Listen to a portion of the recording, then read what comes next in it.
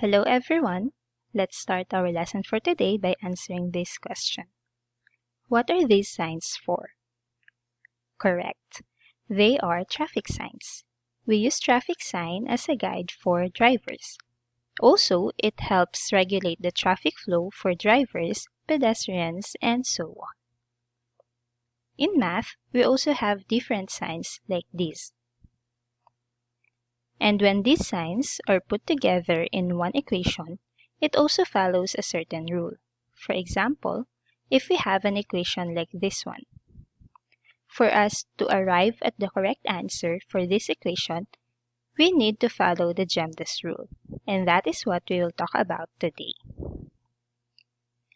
GEMDAS is an acronym for G for grouping symbols, E for exponents, M for multiplication, D for division, A for addition, and S for subtraction. GEMDAS is the order of operations we need to follow when solving problems with more than one operation. In our grouping symbols, we have the parentheses, the brackets, and the braces. For exponents, we already talked about this in our previous lesson. Between multiplication and division, whichever comes first, meaning to say, we solve from left to right. It also applies to addition and subtraction. Between addition and subtraction, whichever comes first, so we solve from left to right. To understand more about the GEMDAS rule, let's have some examples. Okay, so let us answer the equation I presented earlier. We have 4 raised to the third power minus 3 raised to the second power plus 9 divided by 3 times 5 equals n. As you notice in here, 3 raised to the power of 2 plus 9 is inside a grouping symbol, which is the parentheses. Again, for us to solve this, we will follow the GEMDAS rule. The first letter in the GEMDAS rule is G, which stands for the grouping symbol. So that means we will look for a grouping symbol in our equation, and that is this one, 3 raised to the power of 2 plus 9. So we have to solve this one first before we proceed to the other letters in our GEMDAS. But as you notice, inside the grouping symbol, we have here two equations. We have the exponent and the addition. But exponent is on top of addition. So that means we will solve first the exponent before we add. 3 raised to the power of 2 means 3 times 3, which is equal to 9. Okay, so this is 9. Then we need to add 9 to it, so that will be equal to 18. Now that we're done solving what's inside the parentheses, we will now proceed to the next part of our equation. So we will rewrite the equation as 4 raised to the power of 3 minus 18, which is the answer for the expression inside the grouping symbol, divided by 3 times 5 equals n. Since we haven't simplified yet the rest of the equation, we will just simply copy them. Okay, so we only simplified 3 raised to the power of 2 plus 9 because that's the first letter in our GEMDAS rule. Now, in our rewritten equation, do you see any grouping symbol? None. So there's no more grouping symbol here. So let's proceed to the second letter, which is E, which stands for exponent. In our rewritten equation, we still have an exponent here in 4 raised to the power of 3. So that means we need to simplify it first. 4 raised to the power of 3 is 4 times 4 times 4. 4 times 4 is 16.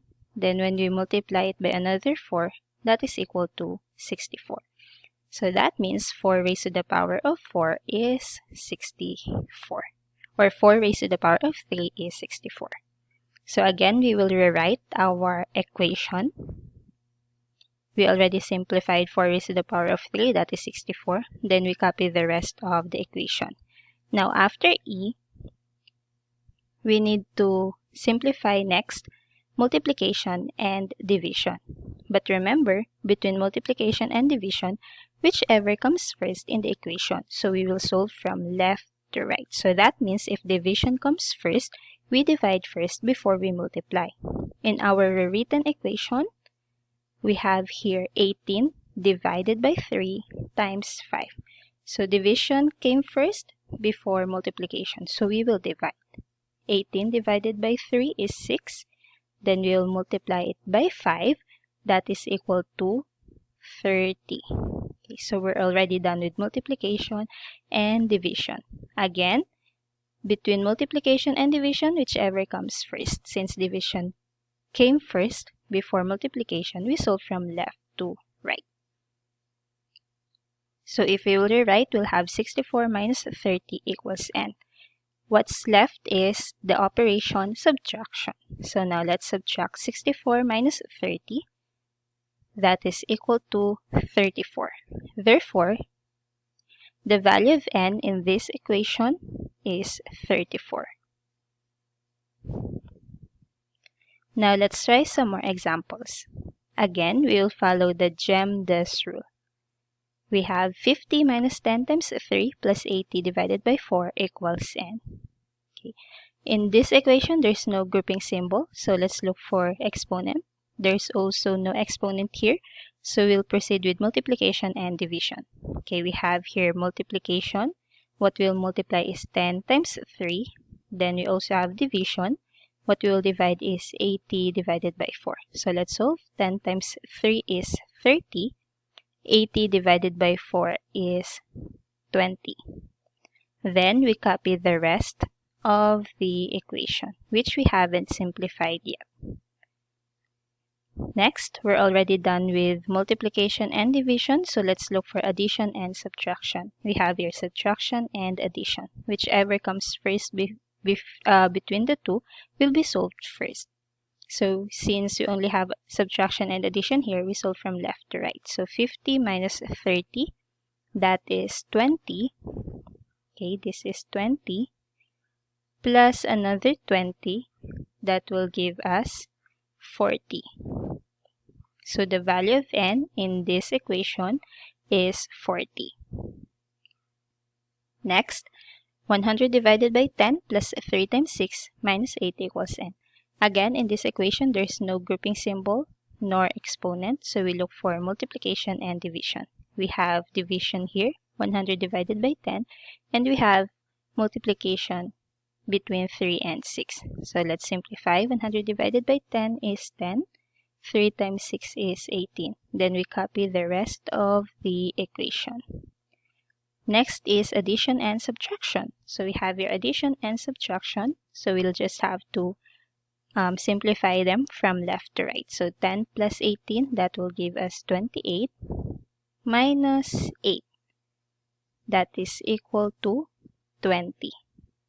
Therefore, the value of n in this equation is 20. Another one, 30 minus 10 times 5 divided by 50 equals n.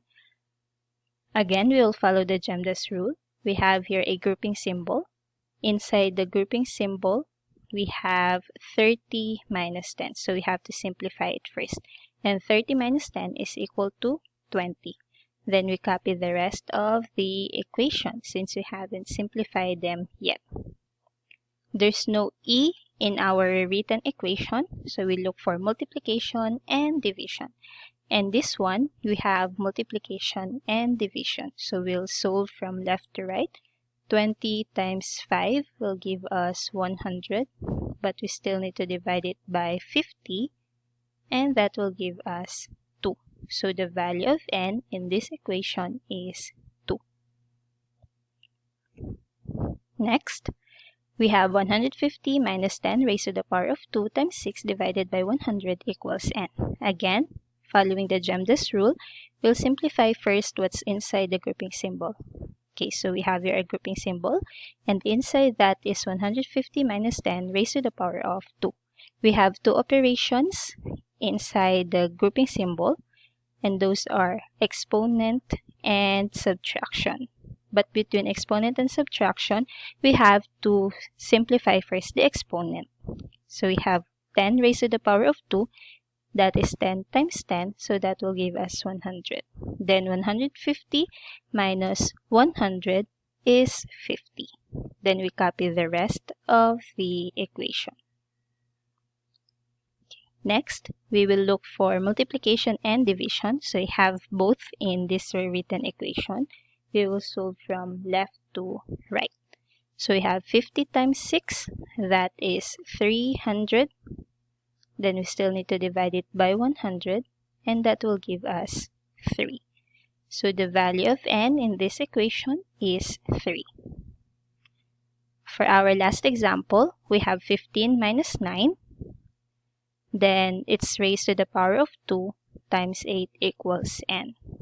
Inside the grouping symbol, we have 15 and 9, so we have to simplify it first. Okay, so we have 15 minus 9, that is 6.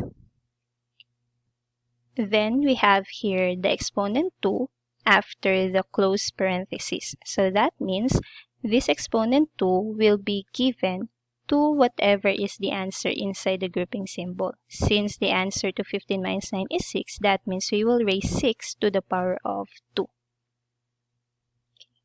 Now that we're done with the grouping symbols, we will now simplify the exponent.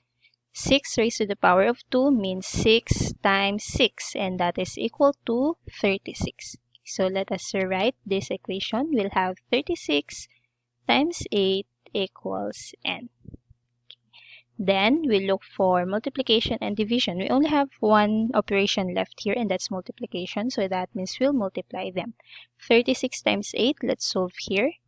We have 48, 24, and 28. So 36 times 8 is equal to 288. Therefore, the value of n is 288. That's it. You did a very good job. Thank you for listening.